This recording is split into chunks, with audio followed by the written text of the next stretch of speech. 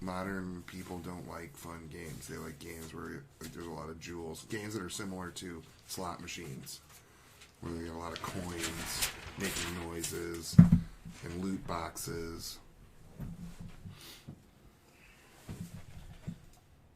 And once the gaming industry was like, as long as we're like slot machines, we'll make trillions. The fuck is this? Is this some... Are you watching an unboxing video of a processor? This guy's on our shit. It looks like he's unboxing like a Pentium chip or something. In this video, I'll show you how to set up and manage live streams. You could do a podcast too. Shit. I'll teach you to to make a podcast that nobody will watch, except for your granddad. Alright. We should be back in the frame now, right? I saw this comic from New York. He started his podcast. His first guest was Bobby Bacala from The Sopranos. Your first guest, Ron Finger. You're the co-host. We have no guest. I know, but I'm still a guest because I was like, this is your room. Well, you're a guest in the house, I suppose. Alright. We'll roll with that. We'll get a first one done. I just watched episode 5 of The Mandalorian again. Okay. Well, we can definitely start there. Well, I thought we were going to do all Star Wars. So just start with the prequels like you wanted well, to. I wanted to open up with, you seem to have stories that, because we've talked about how for some reason people just get aggro against you. Oh, okay. For nothing. I was wondering if anything had happened this week. No, I don't think anything happened this week. You know, things have gotten a lot better. There's only a few people that really don't like me for no reason. And it's kind of funny because I was talking to a friend of mine, JR, about, he's like, every story with you is the same. Somebody hates your guts. You know, and I was like, oh, yeah, I mean, I don't know what it is. And he said it's just something about you that, like, people find aggressive. They feel threatened by it. Threatened, yeah, people feel, and I don't even know what that is because I don't know what it is. I'm not like I don't have a knife. I don't like. You don't have crazy tattoos. Yeah, I mean, like I'm not threatening people, and I'm really nice all the time. But I mean, I've been in the grocery store, and I've heard this. This isn't just something that's happened to me. I mean, I've heard this story from more than, you know. There's actually a famous comedian who's got the same story, Dusty Baker. Not Dusty. That's a baseball guy. Dusty something. He's a cool dude out of Nashville, and he's got the exact same story of, but he's famous, so it's his story now. But of somebody coming up to him in the grocery store, some lady came up to me in the grocery store one time and was like, "Why are you so angry?" And I was like, "I'm just looking at the beans, lady. Right. You know, I want chili."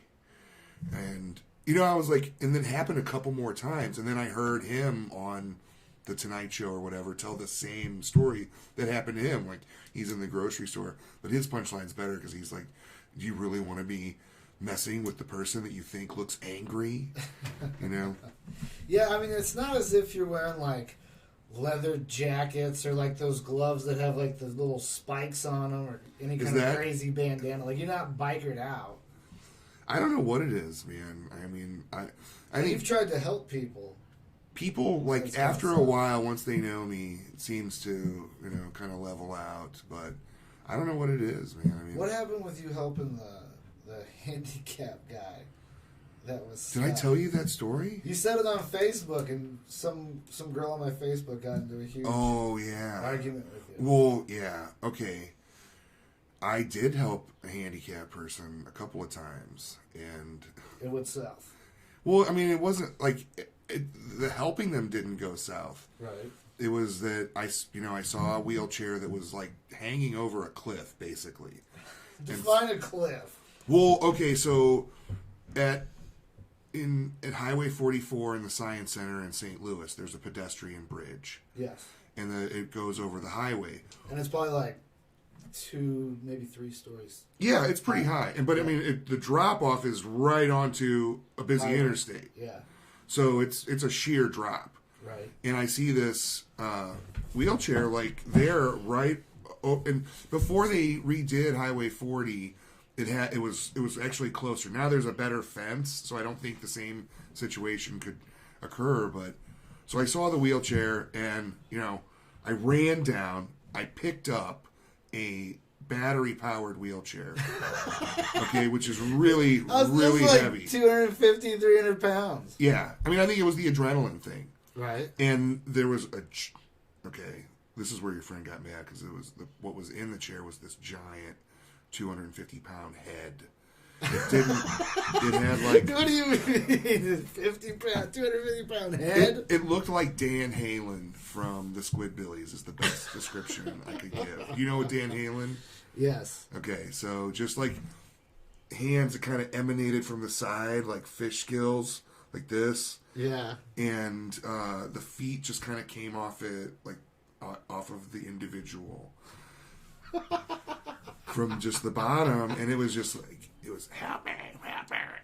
It had a big flipper mouth, and I was like stunned. But anyway, I pick up the chair and I take it all the way to the top of the hill to safety.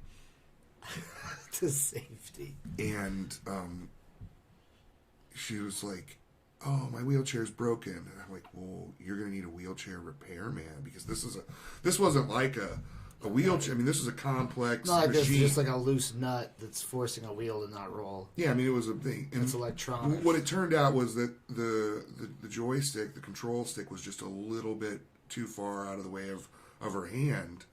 So I moved it, and she just flipped it forward and took off. And then gave me the finger.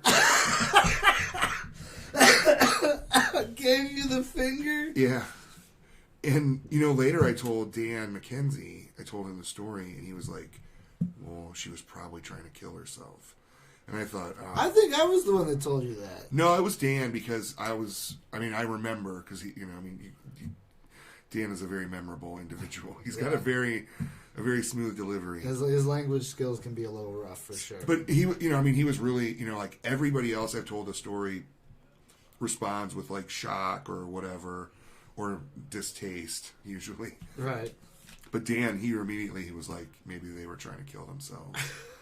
And I didn't think about that. I just barged right in and did what I thought was the right thing. But it was the right thing. It seems like there would be a better way to kill yourself, but not when you are disabled. To go into the water or something like that. If you're disabled, you don't need a lot of water. If you're disabled and you lose hope, hopelessness is like the foundation of suicidal behavior. Sure. I'm not debating that, but I'm just saying, like, to go into a busy street, like, why wouldn't you go to like the Metrolink station and then just go whizzing off in front of one of those trains? That's a good question. I should have asked her. I should have said. As she blew you the bird, you should have been like, "You want to ride to the metro station?" She just took off, man. I mean, those chairs are fast. Has that happened in St. Louis yet? Somebody diving in front of the metro to kill themselves? Oh, yeah. I think it happens quite often. Quite often. I don't know about quite often because it shuts down service when it happens. I mean, like, I'm not going to say it happens every day, but I know that it's more. It's not like it happens more than a few times annually. Okay. It's not like the Golden Gate Bridge where like people are seeking it out. No, I don't think so. But I do know a friend of mine, one of his buddies became a train engineer, not for Metrolink, but just driving a train out west in Colorado. And he said when he got the job, they tell you straight up, you are going to kill somebody. Because somebody is going to jump on these tracks. And there's no stopping. And they're going to be suicidal. And you're going to have to live with that. And, that's a real strange thing because you don't think about it, that's a regular, like, hey, here's a part of your job, always wear your uniform, don't take more than 15-minute breaks, and you're going to kill somebody. Right. That's a tough... I wonder if, like, the old-timer guys that have been at that job for a while, like, if they compare numbers... Oh, I'm sure they have to. Text each other. I'm at 37 this week, Dan. Like, well, I mean, when you took that steelworker job, I thought that was really, where the guy's just like, use your safety harness, don't die. Yeah, it was very like, oh yeah, this is because you might. Yeah, we saw Steve last week. I want to say it's in like the top 4 of the most dangerous jobs. that are like commonplace, aside from like, I fertilize stingrays or something, like one of those like really niche kind of things, but just as like a general industry. I think it's the fourth. I think logging is number one. Is number one, yeah. And then after that, it's something to do with trenches, whether it's reinforcing. I mean, we do trench work as if we have to like put rebar down in it to pour concrete. We don't spend as much time in there as some of these guys. So you do the rebar work? That's weird. I mean, I don't, but it's within our union. It's structural, rebar, bridge, and ornamental glass. Is like the official title. I'm actually saying that poorly. I don't know what you're it gonna is get. of it. You're gonna get roasted at the It's one of those things that's like very elaborate and fancy. Like if you were trying to impress a girl, she's, what do? You wouldn't be like, I'm an iron worker. You'd be like, I happen to be a member of the union of structural. Like you'd go into the whole spiel, but yeah, I mean, I could hear her vagina drying up right now. no, it as you say that. snaps tight with danger. Danger. That's what you call a close fit. Break out your Star Trek fan fiction after you tell her all that stuff. You do Spock hands, then you do a Yoda voice. My brother, he taught his son, who's 3, how to do the live long Spock? and prosper. Yeah. It's pretty cute. Was that hand signal was native to Spock's race of people, right? Yeah, the Vulcans. Vulcans. I kept wanting to call them Klingon. That's not it. We'll have to make that a different show, Steve. And Star Trek, I'm new to. However, Star Wars, I'm on to. And me and you haven't had a chance to even talk about The Mandalorian on camera, off camera. Oh, yeah. Well, I'm Spoiler alert. I can talk about it spoiler free. It doesn't matter. I want to talk about it with spoilers. So, right as of this recording right now, this is a Sunday. Episode 5 of season 1 just came out on Friday. And so now this is it Friday or Thursday? I thought they were Thursday. I thought they were Friday. I mean, I downloaded them. They're Friday because you're stealing them. Yeah. Yes, I am. So, what is your impression of The Mandalorian, since we haven't talked about it at all? I love it. Do you? I think it's what I had envisioned that the prequels would be, is that kind of texture and feel, and the cadence of the show is really... It's always what I had always envisioned of living in that Star Wars world when I was a kid. Of being like a non-Force user, kind of?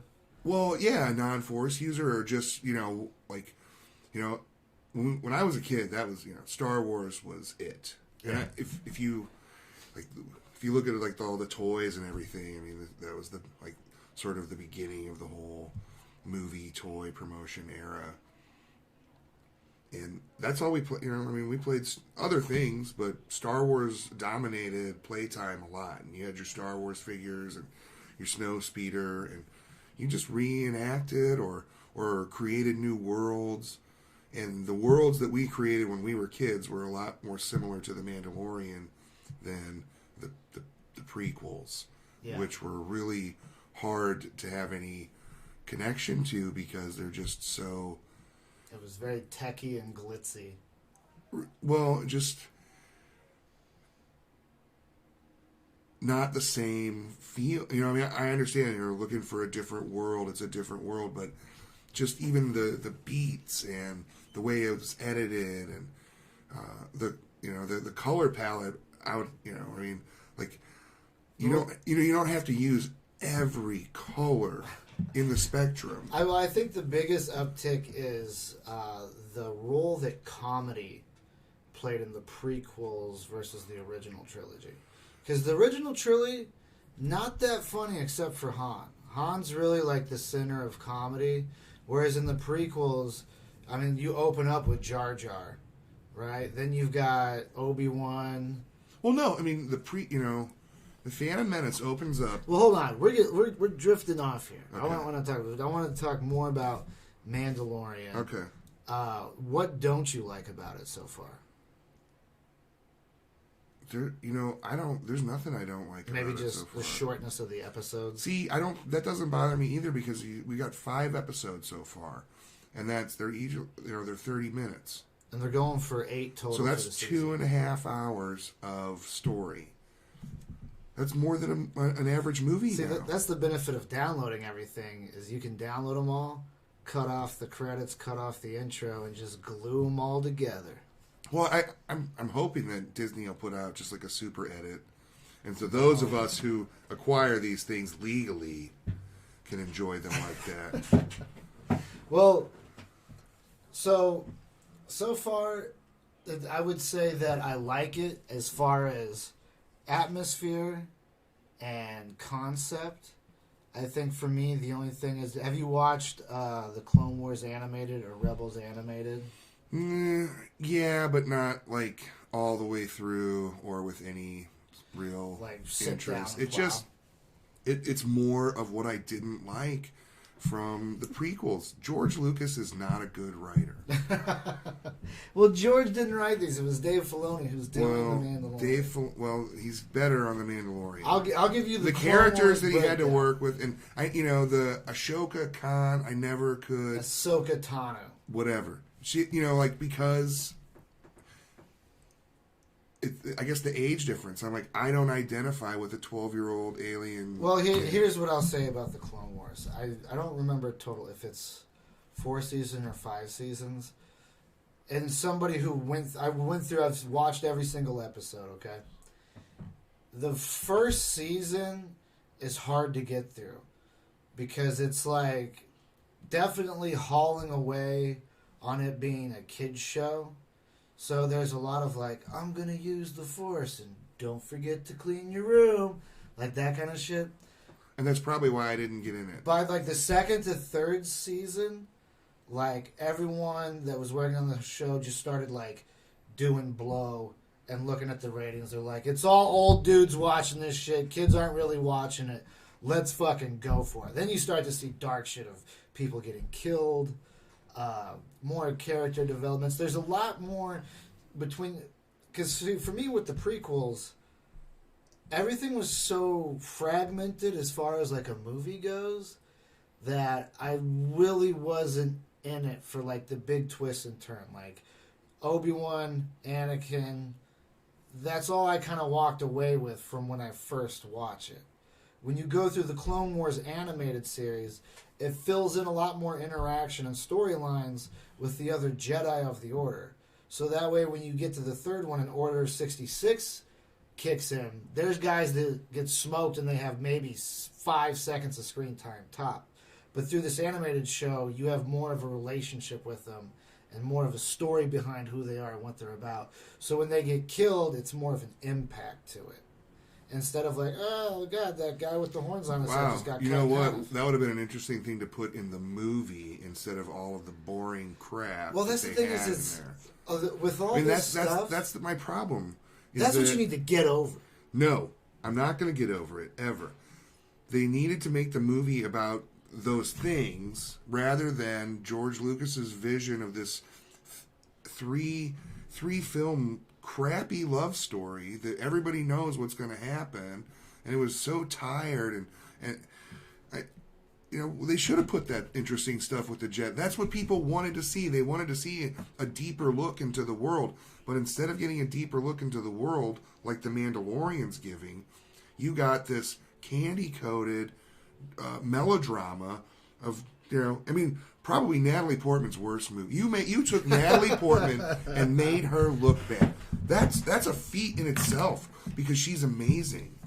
Yeah. Well, I think I mean, that's where you get into a lot of the developmental mechanics of, like, not only is he revolutionizing special effects, he's writing, he's directing. Like, you almost have too many hats to where you can be, like, okay or moderate at all those things. I mean, obviously the special effects was really his kick up, but you don't really have the ability to be expert at one thing and then bring in other experts in the other areas to where now you have 3 masters of their craft working together to create something versus one guy just trying to, all right, cut. Anakin, blow your nose before you say this scene so you sound kind of sick. And Natalie, look over here at this tennis ball. Like, I think you get to the problem of just doing too much. Like, Well, I think, all of the problems of Lucas are all well known. We don't need to go back over them. this is true. You know, But what I was getting at was somebody's put this in perspective, and it was a great point, is that the prequel trilogy are bad movies, but a great story. So in order to appreciate the prequel trilogy, you have to go deep into all the different media. You have to go comic books, novels, and then when you get that whole experience, then each movie is kind of like a mountain peak with these valleys between them filled in with stories and characters that are meaningful. I'm sorry, that's not how movies work, Steve. No, it's not. But to get the story, That is absolutely insane. And that's why those movies were and terrible. that's why you're getting into the problem, I think, with this new trilogy. But let's go back to The Mandalorian because I can tie it all together for you. You can't tie your own I can. shoes. I can. Well, I'm wearing Keens, so. I know.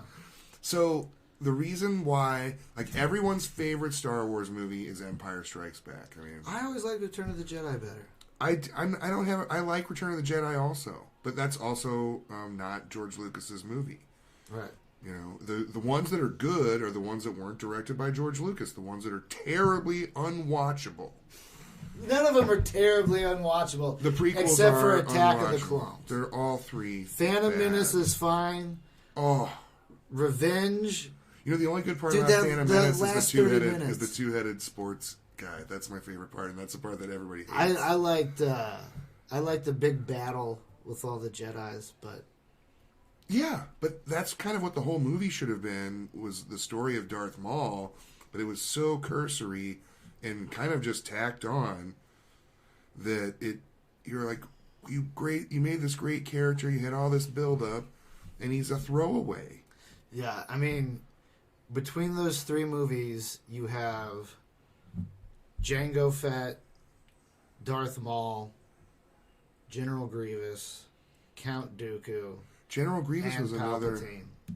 General But Grievous. in the animated stuff in some of the other stories, they get fleshed out more, and there's a lot more you can spin with them. But that's the kind of the way that this stuff works, and in connecting to the Mandalorian, like, you don't have like Rebels where you see Darth Maul and Obi-Wan duel in the desert of Tatooine when Darth Maul comes back. That was cool. And, that was one of the moments where it's in the beginning of the movie and you're like, oh, wow, this is going to be good. And then they wax back to Jar Jar Binks. And- Let me eat an apple with my tongue. But in The Mandalorian, you're not getting all that kind of stuff. Like, it's a story set in the world, and there's like little Easter eggs and things like that. But you're not having him like bump into Princess Leia when he's out trying. You know what I'm saying? Like, That's right. You know, it's kind of what I call the Spider-Man homecoming plan, where you're like, you don't have to alliterate everything and have all these origin stories and explanations that connect directly to your previous property. You just say, hey, we're all fans of this. Let's tell a new story. And that's why in Spider-Man Homecoming they skip the origin, because we all know it's Spider-Man. We're all in the boat. We're Yeah. all here. And the Mandalorian's the same, because what was one of the coolest parts about Empire Strikes Back? Boba Fett and Slave One. I had Slave One, and I flew that around for longer than there's ever movies, like almost to where it was too long. yeah, I wish I could find that, but I think it was stolen. So the Mandalorian it takes one of the coolest parts of one of the coolest movies, and it's saying, hey, we're just going to walk in this direction and go and tell a story. And all of the complaints that I've heard about the Mandalorian so far are so frivolous. what have people been complaining about with it? I haven't. I mean, I've seen headlines and stuff. One guy I don't was get it. really going off on the fact that the baby Yoda is 50, but Yoda was a Jedi Master at 100. And I'm supposed to believe that baby Yoda's going to learn all that in 50 years? It's a story, dude. What do you How do think you know about- what a year is in Star Wars In space? Yoda life, Yeah, I mean, it just get over it. and what do you think the story's going to turn with? Get a life. What? What do you think the story's going to turn out with With Baby Yoda, I don't know. I'm really curious, and that's what I like about a story. It makes me curious. I don't know where it's going to go.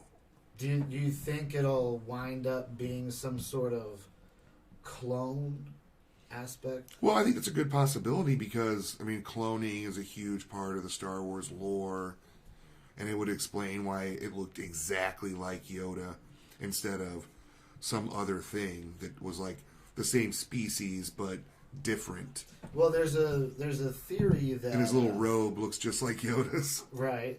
There's a theory that if you watch that first episode and the second episode where he gets him, and then he brings Baby Yoda back, and Werner Herzog's like, you know, alive or dead, it doesn't matter to me. The other guy, on whatever uniform he's wearing on his right arm, I think it is, on his shoulder, there's a patch for the Camino cloning facility. So some people are saying that it's tied in.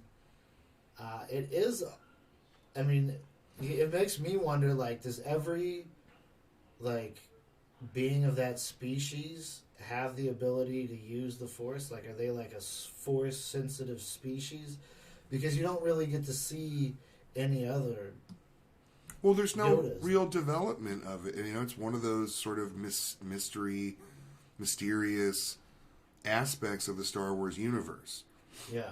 You know, there is no explanation. Well- It's a fantasy story that's like, I wonder what college dwarves go to. They fucking don't. I think Star Wars gets compared to Marvel a lot because they're both mega franchises, right? But with Star Wars, like, everything is just like a bubble on the timeline as far as the movies go. Whereas with Marvel, like, they almost don't want you to see the movie and then go read the comic books. Because in essence, you're going to have some They're foresight totally into what's different. happening. They're totally different things. Right, but Marvel's stand alone in that if you're going on based off a storyline, you're either in the comic book storyline or you're in the movie storyline. It's not like they're really making comic books about the movies. You know what I'm saying? Well, we're getting way off. Well, I'm when making we're a talking point about here. Marvel. Whereas with Star Wars, there's a lot of different comic books for different things that happen. Some of them are fucking stupid. Like, I have a Obi-Wan and Anakin graphic novel. Where they that's- meet Archie. No, they go on like a mission together, and all it boils down to is like if Anakin wanted to leave the Jedi Order when he was super young, Obi-Wan was like, "I'll leave it too, and we'll still be buds." Like, but that was like 200 pages. Thelma and Louise. Yeah, like, I'll always watch out for you. We'll drive Anakin. off this cliff in your speeder. But then you get Vader comic book, and the Vader comic book is fucking amazing, where it talks about him building his temple on Mustafar and the purpose behind it and what he was trying to get. And like, there's very deep, and he was the one that hired Boba Fett to go look for Luke Skywalker on Tatooine, and Boba Fett fucked up Luke's parents. Well, not parents, but Owen. See, and this Ben. is like, why not make those stories into movies rather than these sort of overarching, boring melodramas? Well- Right there, you know, one of the coolest parts about Rogue One was going to Mustafar and seeing Darth Vader, and that was like a Yeah. late addition. And somebody was there like, "Do you think people want to see this? Like, how dumb are you?" Yeah. People have been waiting to see that for 30 years, but it's just these, so you know, Lucas's own hubris that has prevented anything like that from happening. Well, now I think a lot of I it think has to he do even with- he even said, "I can't make a movie about Darth Vader going around cutting people's heads off." What? What did you say? You should be put in prison for saying something like I that. think a lot of that is, and I don't think it's just George Lucas. I think it's Hollywood in that they have a formula for what they think is going to be a mega money-making machine. And that's, I mean, Hollywood's not out there to make great movies or to make art. They're out there to make money. I don't think their formula. I think their math is off because I think so too. Yeah, And I you think know- that's becoming clear now that they're trying to jam in representation for every single oh, let's not talk person. about that representation. I You're- want to talk about that because then now some kid supposed to comes be up talking about the and he's Mandalorian. missing an eye and he's like, "Where's the guy missing an eye? Where's the guy that looks like me?" Me and you, when we grew up, we never had that because all of our little cartoon shows were Ninja Turtles, Transformers. No one's going, where's the Ninja Turtle that looks like me? Well, you're not a turtle, dumb fuck. You don't get one. Now everyone's so worried about what they look like or how they think. That's just a sort of a trend in culture, and it will, just like every other trend, it will come and go or be assimilated into society, and it won't be as intrusive after time. I feel like it's people not knowing stuff, making up stuff so they can feel comfortable with the fact that they don't know anything. Well, I mean, no, you have to go back and, this is like the whitewashing of Hollywood, where you have Genghis, John Wayne, and you have people wearing essentially blackface to play any Indian or any brown cultured people. So there is something there. Like, what was it in the last Hellboy, which I really liked. The rated R, one? yeah, the new one. I thought it was a good movie, and you could see most of the shortcomings were from studio intervention, and when they probably just ran out of money. See, I didn't see that because I loved Ron Perlman as Hellboy so much. But they're not mutually exclusive things. But that's the other thing I hate too. Is it's like you have a story like that. Like why can't we have it like be just a continuation? Like, does it have to be rebooted? Well, they didn't really. I mean, like, they didn't spend a lot of time rebooting it. As far as like the origin. Yeah, they didn't. There was. How many times do we have to see Bruce Wayne's parents get fucking shot? That's what I'm talking about. That's the Homecoming. Stick with Spider-Man: Homecoming. We know why we're here. We don't need another lesson in anybody's origin. You got me all over the place. So, I understand. Like, if a kid in a wheelchair going, why don't you use a regular handicapped person? Yeah. Can't we participate too? Why does Bryan Cranston, you got a lot of roles. Do you really need the one juicy wheelchair role? Well, but then you're just having people being people. Like, well, somehow it's like Mrs. Doubtfire. Robin Williams, do you have to play a woman? Can't we get a woman to play? Well, but no, that's the point of the was story. That was a part of the story, though. Was that Bryan Cranston's a great actor? He's a great actor, but he's got does he need everything? Yeah. I mean, do you want to watch Bryan Cranston or Dan McKenzie? Dan McKenzie. Well, that's because you're. That would have been a great movie with him and Line.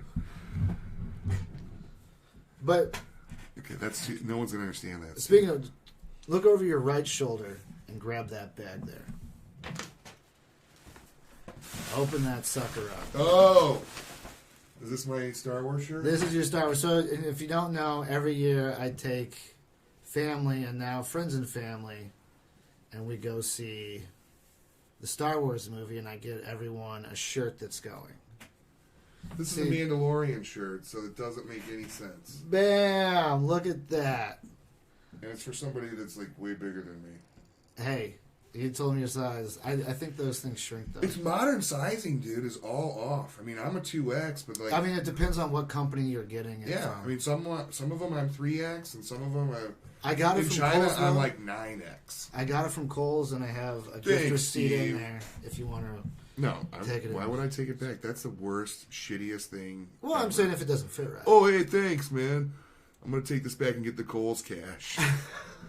But you can see those pictures over there. That's what I do for each of the movies. So, I have all this stuff to make The Last Jedi and Solo. Actually, I want to... So, for those of you that can't see this, what I do is I take a picture frame that's like... Yeah, you can see it there. The glare now is they kind can of see intense. It. But I get a poster of the movie. I like it to be a certain size, and then I take pictures of my family. I cut them out. I put them in there. I put movie tickets or other, memorabilia from the night if it looks cool. But for all the Star Wars movies, they've made this poster, and I think it's 9 inches wide by 13 and a half long. They did it for every single one except for Solo. So I went online and I found the dimensions that I wanted. Because that was such a piece of shit. And I got the Solo poster. When they got it to me, it was completely wrong. It was just like a full regular size poster. So then I went looking again. I found one, and I made sure this time the dimensions were right, and I got it. and it was just an image some kid printed out on his Kodak paper. So like what's his name's face is like super stretched out. I'll show it to you when we get done with this. I'm still gonna use it just because it's funny, but yeah, man, you gotta work your ass off to get posters the right way. So back to the Mandalorian. What I like about it is there's the right kind of fan service. It's a fun story. You're getting to take a different ride through a world that you like and want to see different parts of. And they had Jerry from Strangers with Candy. That if you don't love that, then I don't know. You know, What do you think? Who do you think's the person at the end that looked at the body of the bounty hunter that got dropped?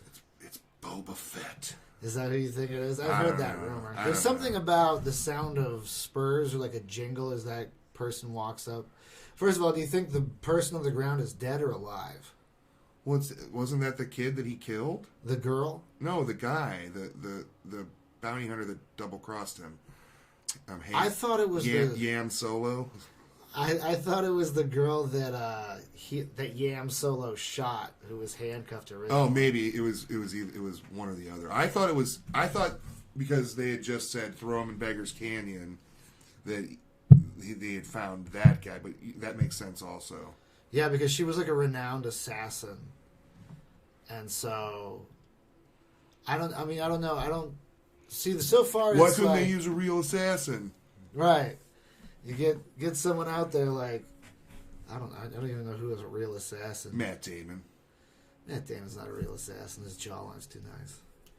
You'd have to get like the sniper, DC sniper. You have to have the DC John sniper. Malvo. Yeah. Can we get him out of prison? John Malvo. Now John Malvo's still alive. The other guy got put to death, right? Yeah, Because I'm the not one guy sure. was like just a kid. John Malvo was the kid, I'm pretty sure. Okay. The other guy, I think they killed or he got killed. But my only thing is like so far, it's like the progression of things are kind of trickling. Like there's a lot of like looking around, taking it in. I was hoping we'd see more from Werner Herzog. I liked his character. I also liked all the other Mandalorians. How do you know you're not going to see him again? I mean, his character departed but wasn't dead. No, and I mean, we probably will, but I'm just saying, like, there's an episode where they find Baby Yoda. The next episode is him taking Baby Yoda in, regretting the decision, and busting Baby Yoda out. Then the next episode is them going to the fishing planet. No, then it's the Jawas. The Jawa. With Nick Nolte. Okay, so that was actually the second episode, right? That was the episode right after he gets Baby Yoda. Yeah, he gets Baby Yoda. He gets Baby Yoda back to his ship. His ship's fucked up. He has to repair it. Then he delivers Baby Yoda. No, And he the regrets Jawas doing it. happen after he escapes from the guild. No. No? Oh, I guess you're right. It Right. happens That on the way right back on the to way the back. guild. That's right. Then he gets back, betrays the guild, and busts out and leaves. That's an episode. And that's episode. Yeah, and that episode That's is 3. awesome. If you don't love when all those Mandalorians come up on their jetpacks and start lighting the whole place up, Yeah. that's the greatest moment in recent Star Wars history, And then, next to Darth Vader and Rogue One. and so then we have them go to the fishing village where they fight off the ATST. And then the most recent one with Yam Solo. Is that, you read that's what they're calling him? No, that's just my name for him. That's your name for him? That's not a bad name. I could see that going Because he was viral. sitting there, like, in the Han Solo spot, but he's kind of a tool. Yeah. So yeah, he's definitely more of a. I have, actually, they're pretty rare. They're the, whenever Disney came in and took over Star Wars, they had all these comic books that were all like considered canon at the time because George Lucas was just an animal. He was just like, yeah, make up your own stories, and people were like, all right, let's do it. So they turned all that stuff into legends. The only comic book series that wasn't turned into legends that was still considered canon was Darth Maul, Son of Dathomir, in which he's in control of the Mandalorians. He's their leader. and he ends up facing off against Dooku, Grievous, and Sidious, and he fucks up Grievous and Dooku. Like, he does a pretty good job of detaining them, and then Sidious comes, and Big Papa Palps throws down that hammer. But it's a 4-issue series. I've got those 4 here, but they're incredibly expensive because they were, like I said, the only ones not banished from canon.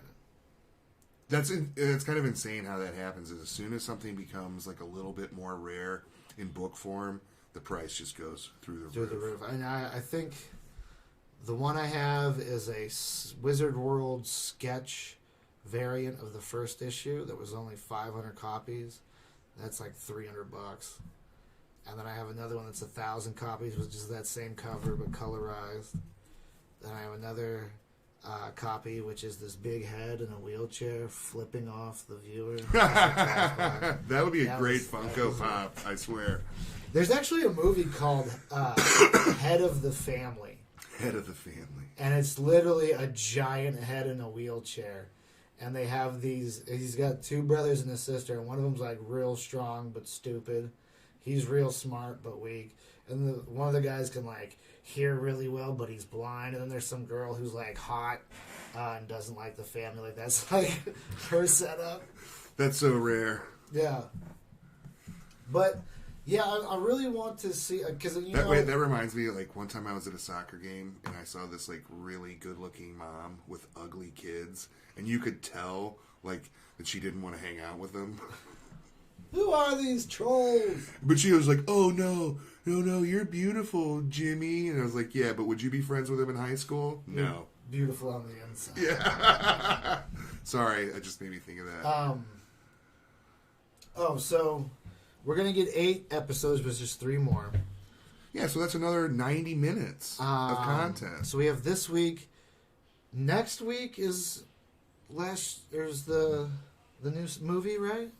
The 20th. Yeah, that's Not next next week. week. Is it next week?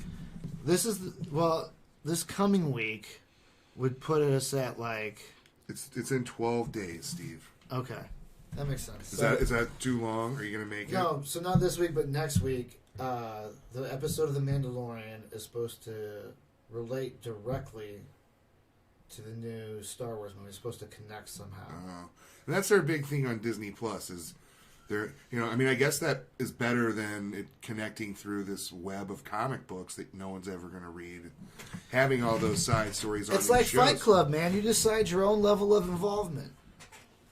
But, I'd rather see, okay, so make a great comic book like your Darth Vader comic, but then make it into a show. Put it on Disney Plus. If you're, theatrical release seems like something that is kind of going to die eventually. Yeah, I mean, you would think that with Disney Plus, they'd be able to have like a Netflix-style budget to where they could produce and make things and put them out without having it to be like with Star Wars, like every new Star Wars movie has to be like achieving all these blockbuster records. Well, I think it goes back to the Hollywood has got their formulas busted, because you take a look at Deadpool and Joker and how those movies had to fight to be made, and they made more money than any of the formula movies. The people that are writing the formula probably never took math in their life. Well, I mean, a lot of the best movies are those 80s Coke movies where, like, guys just got an idea and had a bunch of money and then made shit. As far as entertainment value now, it's like everything is so formulaic. It's boring. That's what I loved about Game of Thrones, which you didn't watch.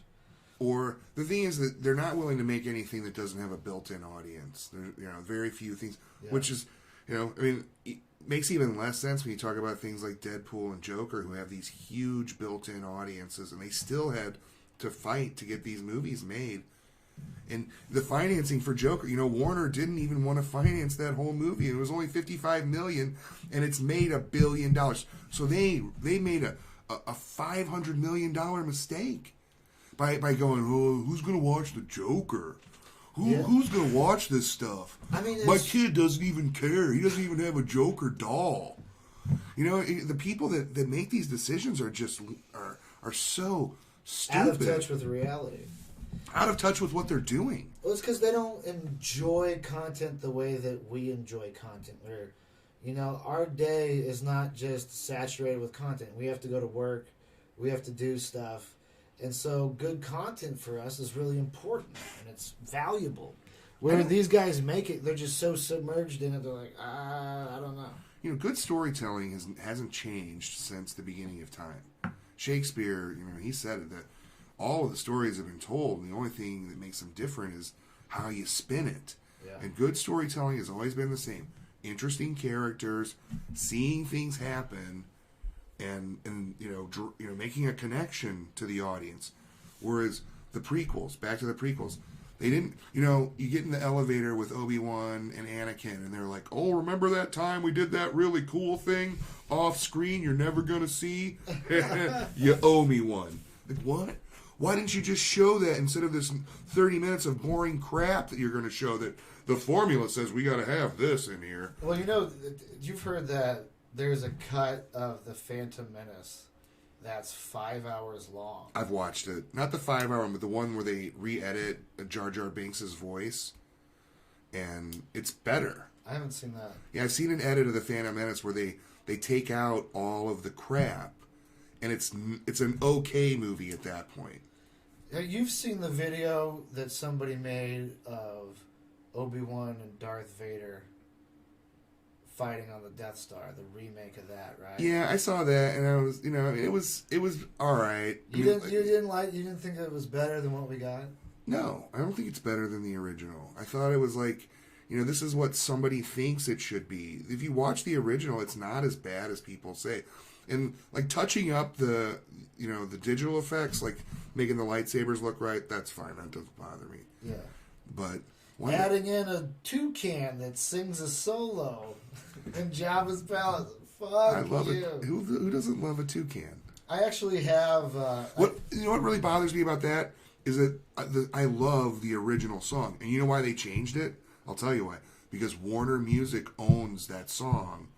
Because when Lucas made Return of the Jedi, things were different. So different companies made different things. So like the Ewok song at the end, that's owned. No, not that one. But the Ewok song at the end of Return of the Jedi, which everybody's like, why'd you take that out? He took it out because Warner Brothers owns that song. Really? Warner Music owns that song, not George Lucas or 20th Century Fox, which is weird. But that's just the way things get made sometimes. There's a set of DVDs that in the extra features has the original uncut theatrical releases. Those are the DVDs I watch, Ron. I watch those in my head. None of this fanciness. It doesn't bother me. I would like to see an original cut theatrical release of the first movie with that new Obi-Wan and Darth Vader fight edited in. If you can find a working Laserdisc player, I've got it. You have a Laserdisc of that? Yep. You got the whole original trilogy on Laserdisc, unedited. I could probably find something to rip that with. If you can, I mean, it's, Laserdisc is very large. My brother, he found a player one time and it didn't work. They're really rare. Yeah, but I mean now like all those like kind of retro things are coming back. Like they're starting to sell cassette players. And, Yeah, all that cassette shit. player is a lot different. I mean, a Laserdisc player is a complicated piece of machinery. Oh, Are you gonna look it up? Pieces. You're damn right. Don't do that while we're on a podcast. Dude, we're on the podcast. This is what people want to see. They want to see you get proved wrong. I'll take you right now. All right. All right, hold on. Before you look it up, give me what your guess estimate on cost would be. For a Laserdisc player? Yeah.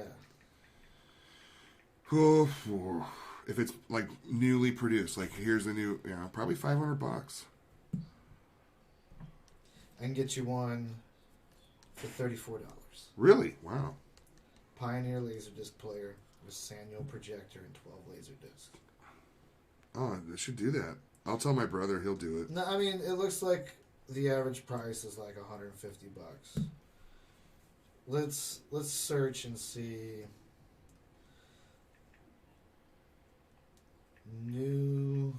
Wow, I'm wrong. There's a ton out there. Here's a Pioneer. Looks like a record player. Yeah, I mean there are This some one's expensive though. that's 500. There's some that are not. Well, we'll check it out and see what we can come That's up pretty with. interesting. Yeah, because I've definitely got that. I mean, they have it where you can. And the classic Diner. Ooh, Steve Guttenberg. What an actor. Oh man, I would like to do where we watch like a classic movie once a month, like an original OG classic, like a Jaws, kind of not even like any particular genre, but we should make like a list of like the hit movies from like every year. I watch those I've movies probably all the seen them time all. anyway. So like, Yeah. I watched. What was it the other day? Oh, Thelma and Louise. I watched that the other day. You referenced that earlier today. That was awesome. Well, here's a question I had for you. In Star Wars, all movies, what was your favorite, most epic scene? Oh, Darth Vader at the end of Rogue One. And I mean, that seems like cheap, but No. it was awesome. Actually, all the Darth Vader scenes in Rogue One were awesome. When he chokes Krennic is great. Don't choke on your Oscar. And then Krennic is just like, oh, I loved it.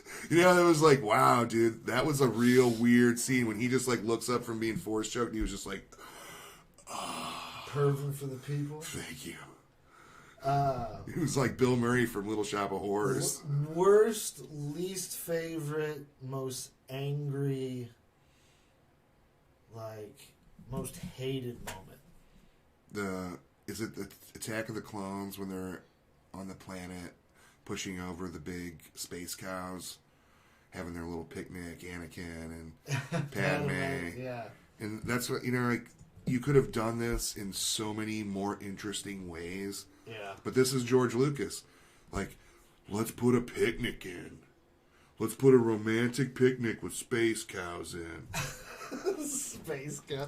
All right, well now, the one that we Oh haven't no, touched on- that or the stupid horse liberation from Last Jedi, Yeah. which it killed the entire movie.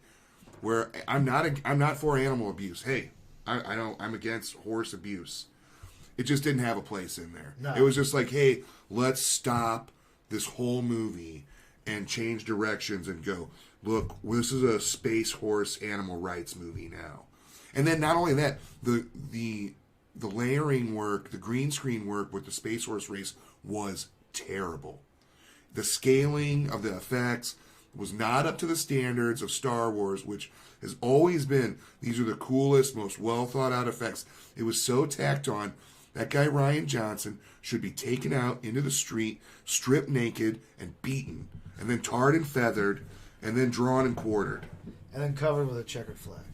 Covered with a Confederate flag and fed to African crocodiles. Yeah, I mean, but that gets into my point about how I was saying with all the comic books and the movies and everything else. I didn't really originally like the prequel trilogy all that much. After I got into this other media, it made it a lot better and a lot more interesting. Didn't redeem Attack of the Clones. That's still a pretty dumb movie. However, I can't even hardly remember Attack of the Clones. It's so bad. I mean, honestly, like, every Star Wars movie, like the original trilogy, I've watched each one of those probably 50 or 60 times. The original trilogy, I mean, the prequel trilogy, I've seen Revenge of the Sith probably about 20 times. Phantom Menace probably about 10 or 15. Attack of the Clones I've watched twice. After that, I've only watched like certain parts of it. And It doesn't debated have all the other ones. It doesn't have rewatchability. Now, I'm wondering if with this new trilogy that we're in right now, the new one coming out in a couple weeks, if they will do something that kind of fills in and adds extra depth to these movies. Because a lot of people have bagged on The Force Awakens I liked Force Awakens. I thought it was good. I was like, we are back in the Star Wars. And I liked Force Awakens, and I was so excited for The Last Jedi to come out.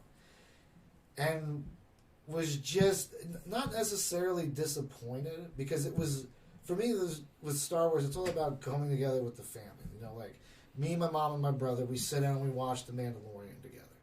Okay, when Star Wars comes out in theaters, I take my family to go see it as a group.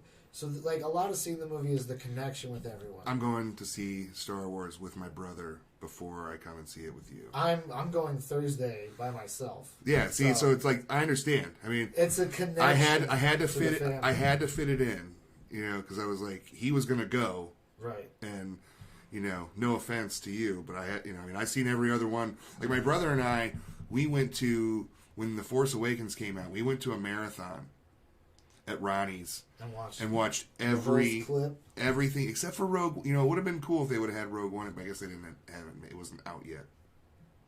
So we watched every movie, and by the end of Revenge of the Sith, I couldn't take it. I mean, I could, you know, those movies were torture, especially watching them 1, 2, 3 in a row. Yeah. It just gets worse and worse, and they're all, you know, people are like, "Oh, Revenge of the Sith is like it's terrible." Revenge of the... it's a lot better once you know this other When shit. when he's choking Padme, or like, it seemed like No, a bad I mean, high school the play. acting sucks. His line delivery is so, you're like, why did you even get into acting, dude? Yeah. Who it's more told the you you could do events and this? concept. There's Who been a- said you can act, Christian, because you can't? There's been a Aiden. long-running talk about how George Lucas kept telling him to tone it down, not show emotions. He wanted Anakin to be dark and brooding. Like, that's all in the direction of George Lucas. No, if that's how he does dark and brooding, it's wrong. You don't know brooding. I'm, You only know I'm anger. brooding right now. It's a beautiful day. Let's get back on the topic, Steve. Okay, so back onto the topic is, I wonder if they're going to create other media that kind of help fill in the gaps. I did. Oh, you better With Last believe it. Jedi, it was really disappointing to not see the boss hog Luke Skywalker.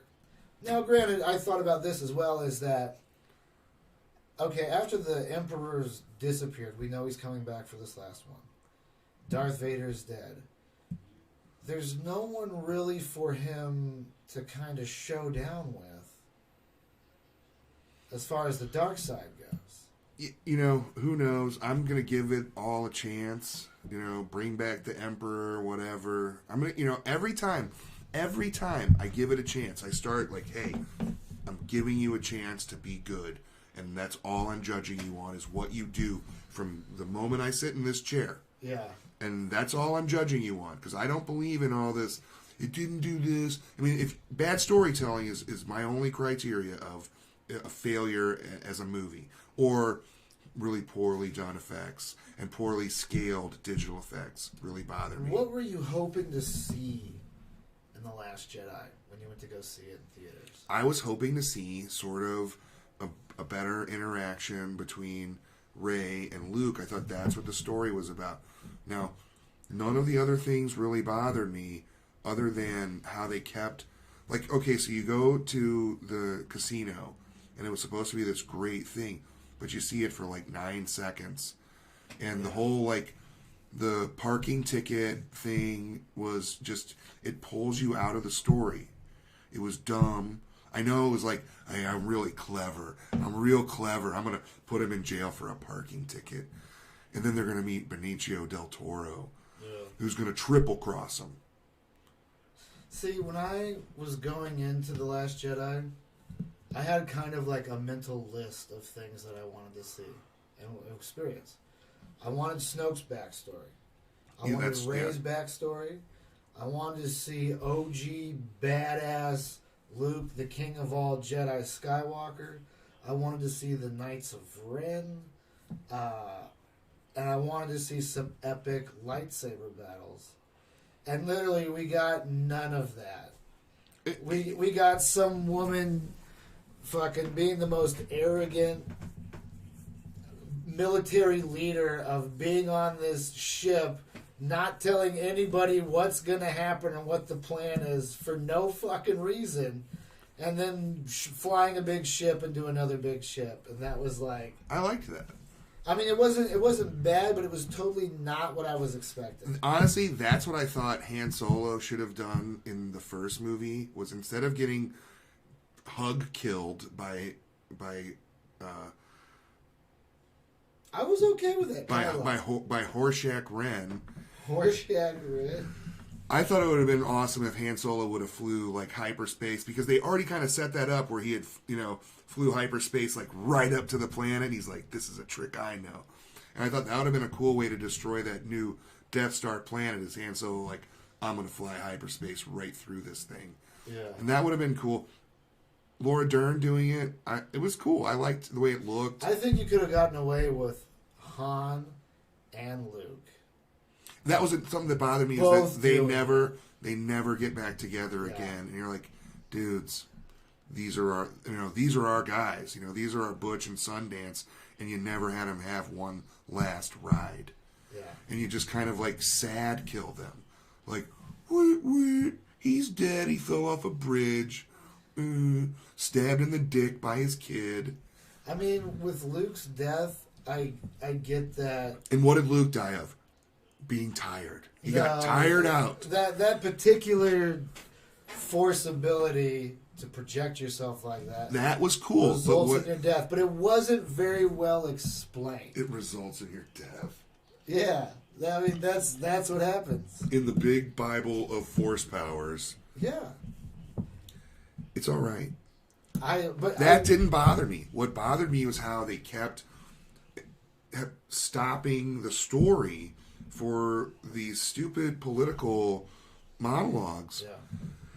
Yeah, Like the young woman who everybody is like, oh, she ruined it. She didn't ruin it. The way her Rose? the way her character was used was annoying. Now she did some really good things, like when she tells Finn, like, it's not about killing the people you hate, it's about saving the people you love. That was a great moment. If they would have just pared that down, and gave her moments like that instead of, oh my God, these rich people. Oh, fuck. We all hate rich people, okay? Yeah. I don't need my Star Wars movie going off and filling its diaper over people in a casino. yeah. I mean that's the thing. I feel like, and that's also to the shoehorning of the different identifiers and like. And the little kids, like, they're like the little kids that were being abused by the stable guys. I mean, put that in the story. Don't just show that like in the, oh hey, there's some child abuse going on over there. I mean, if it's that meaningful to you, put it in the story. Take out the ice reindeers. Yeah. Okay, but no, I've got to have like this guy must be some freak who sits there and probably had a teddy bear until he was 35 years old, and everything's about animals and ranger. I don't get it. It has no, like, there were so many things in Last Jedi that didn't have anything to do with the story. Yeah. No, there was a lot. And you're like, guy, hey, he must. Ryan Johnson. Maybe look this up. Was he an only child? He's got a real only child kind of mentality. He doesn't like sharing. Doesn't like people's old stories. Wants to do it his way, and will throw a tantrum if he can't. And go eat a bean log, Ryan Johnson. Don't make another Star Wars movie. I won't watch it. If he's involved in that next trilogy in any fashion, that'll be the movie I skip. I don't think he will be. No, I think he is. I think they're going for. They got rid of the Game of Thrones guys, and they're going with. He has a brother. Oh, Let's see here. So Adopted. Rian Johnson is 45. Aaron Johnson, you think he's older or younger? older. Younger. Younger. 42. Is he in movie making also? He's in music. Good for him. I mean, it seems weird because a lot of people you'll hear them and they're like, "Oh, well, there was just a bunch of fan service, a bunch of fan." Yeah, what the fuck? You think What's wrong Motley with fan Crue service? comes out singing, Stevie Ray Vaughan songs? Like, no, Well, they no. do Motley Crue songs because that's what the fans are of. Yeah, you don't want to hear them play Silent Night, right? You didn't come to see, you came to see Motley Crue, and you want to hear the hits. That's why I paid $60 for a ticket. I wouldn't go see Motley Crue, and I love the Crue. But what's wrong? When I hear people say, "Oh, fan service," okay, The fans are buying tickets. that's like, who. what the fuck? That's the reason why you have it. That's what you're making the movie for, not new fans. Fuck new fans. If they don't like it, screw them. Yeah. I mean, I guess they definitely and what's also weird too is the whole like Metacritic system. With the Metacritics, you have the two options. You have like accredited critics or people that write for stuff, and then you have viewer critiques. And it's like, if you look at that, it's so screwed. The critics gave it like an 85, 90%, and the fans gave it like 17%. Oh, I don't trust movie critics because everyone that I've ever met is so full of themselves. Do you remember that show, The Critic, that was animated? Yeah, with John Lovitz. It was funny. It was a Whatever funny happened show. to that? Just like anything else, and just people probably I all remember ended there up was they probably a all ended up gag. in rehab. They're like, Keanu Reeves and Speed 2, speed reading. And it was like, if you can't read more than 75 words per minute, this building blows up. And he's like, the dog. And then it blows up, and then it cuts back to the critic. He's like, that wasn't a trailer, that was the whole movie. That was a fun show. It just because it made fun of the things that you liked, but in a fun way. Yeah, in a way that you can Everybody enjoy loves with John it. Lovitz. Love it. If you don't like him, you're a bad person, or Andy Dick. Well, the Who is a weekend bad Star person. Wars comes out. That Sunday we'll have Frankie coming by the podcast. Who Is he coming? He's going to come. Yeah. No, to see the movie. Oh, not to see the movie. And I don't think you're familiar with anybody who's coming because I have family and then I have some more friends. Actually, one of my buddies that's coming with us. Friday was in a bad car accident. Ooh. Got a compound fracture Ooh. on his shin, so it was sticking up out. You had to get a Oh. metal rod. Oh, God. So hopefully he'll be able to come. Oh, or man. We might have an extra ticket. That sucks. Sorry, Dave. What's that Close, guy's name? Jared. Jared. Yeah, so I actually went last night and visited him in the hospital. And it was hard because it's like he's just in agonizing pain. He had to get 2 pins put in his knee, 2 metal screws, and 2 metal screws in his ankle to hold this metal rod through the bone. It was just like, he was just like, morphine. Like, that's the only time he spoke was just for get pain medication. So I can only imagine. now, where are you at with the video game systems? I haven't played a Star Wars game since Jedi Academy. What, are you motivated now to get an Xbox? No, or a I'm not PlayStation? motivated because I'm gonna have to wait till the next gen comes out. I'm not gonna, I just bought a PS4 and the PS5 is dropping. You got the PS4? Yeah, but the PS5 is dropping in like next quarter. You're not going to get it at release, though. No, but it's like You're going to get it 4 years later, and then you're going to be like, well, what am I going to get a PS5 for? The PS6 is coming out. And the next I year. bought the Red Dead Redemption, like the official Red Dead and I was like, oh, this is gonna be so cool. It's like it's just a regular PS4, and they just had like an outer box for the box. I'm like, they didn't even have like a cool controller. It's not designed on it? Yeah, there was nothing. I was like, they didn't even put a sticker on it. It just came with the game, basically. Yeah, it just came with a game. Okay. It wasn't that bad because like for the system and the game, it was a decent price. Well, what are you playing on PlayStation 4?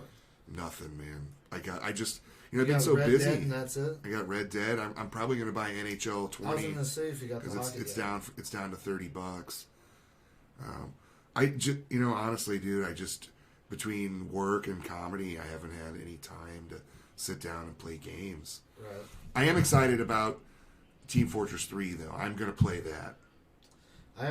I might even get a setup to familiar do with it. I haven't seen that. You've never seen Team Fortress? I mean, I've seen Team Fortress when it was a Quake 1 modification. I've seen it rolled into Team Fortress 2. I never really got a chance to play that. Team Fortress and Team Fortress Classic were really cool Quake and Half-Life mods. See, I played my big game of my gaming life was Quake 2 Weapons Factory, which was essentially Team Fortress for Quake 2. Yeah. It was all class based, and that I played competitively. I played on ladders. I was in clans. I played for the U.S. team when it was U.S. versus Europe. I was all fucking about that game. I drew maps when I was in school, and then they made Quake 3 Arena, and they brought Weapons Factory to Quake 3 Arena, and I played a fuck ton of that too. And then everyone got EverQuest, and everyone split up, and I feel like that was my pinnacle of my gaming career. I've been trying to get back to that. We used to have practice. I would have clan practice where we would go over and our best offensive guys would go against our best defensive guys. And you would try to develop new strategies, where to play stuff, and develop your teamwork to hold these guys off. And I would play matches. I think the average time for match was 20 minutes. Dude, I used to log in to GameSpy on GameSpy. Not a lot of people know about with that. Net anymore. Zero, okay? Yes. With Net Zero. Net and I would Zero. play Team Fortress Classic forever. We had and Net Counter-Strike. Zero, and Net Zero would have a banner thing. Yeah, if yeah. you set it up. Now, me and my friends, we hacked it, so we got this one version of it to where this screen would pop up, and you'd have to click OK on the screen, and then it would get the banner thing going. But we hacked it to where that box would come up, and we would just drag it down into the corner of our screen and never click it, so that banner never came up. Well, I didn't do that. I just played a lot of Counter-Strike and Team Fortress Classic because I just liked the different maps and the action. There was the fun part about Team Fortress and Team Fortress 2 is that they push the action together. Yeah. But it's not like Call of Duty where you get on and then once you get adjusted you get sniped by somebody that you never even see. And the maps are huge. Yeah. And you're there's cool parts about it. I think the coolest part about Call of Duty is just the drop in where you're with the bat suit and you're flying around. And Well, after that, the game gets pretty boring. I miss the days of when a game would come out and it was so long between games that you'd have to just basically master this game, and people's skill level would just explode. Dude, I played the Dark Forces demo for a year because there wasn't a cooler game out. They just had a sale on Steam, and I got Dark Forces, Jedi Outcast 2, Knights of the Old Republic 1 and 2, and a couple others for 45 cents. It was the stupidest prices ever, and I was just I'm on board. But we gotta save some. Well, I've got a Steam account, so when Team Fortress 3 drops, then we can jump on that. It's fun. It's not hey, we're going to practice. It's you got this big cartoony guy with a giant machine gun, and I'm a spy that can turn invisible and stab people. No, oh yeah, It's I'm fun. very familiar It's with it. it's like a real wacky game that's fun to play, and you don't have to be on Team USA to enjoy it. No. Now, are you doing anything this week performance wise that you want people to go to? No, I don't have any booked shows. No But I'm showcases, really no. hopeful for because I went down to the Laughing Gas Club in Cape, and Yeah. Jeff, he really liked me, Nice. which was a huge relief because as we talked about before, people. Did you get a means to contact him so you can Yeah, get in oh touch yeah. with him I mean, for booking and stuff? So I went down and I did the open mic about 3 weeks ago, and he immediately said, "Come back this weekend and guest for Kate Quigley and Jack Jr." And they were both really cool, and it was a great, really kind of a boost for my confidence Right. because they thought I was a real comic. They were like, "So what are you doing? What's your next thing?" And I was like, Well, I might hit open mic on Tuesday, you know. Right.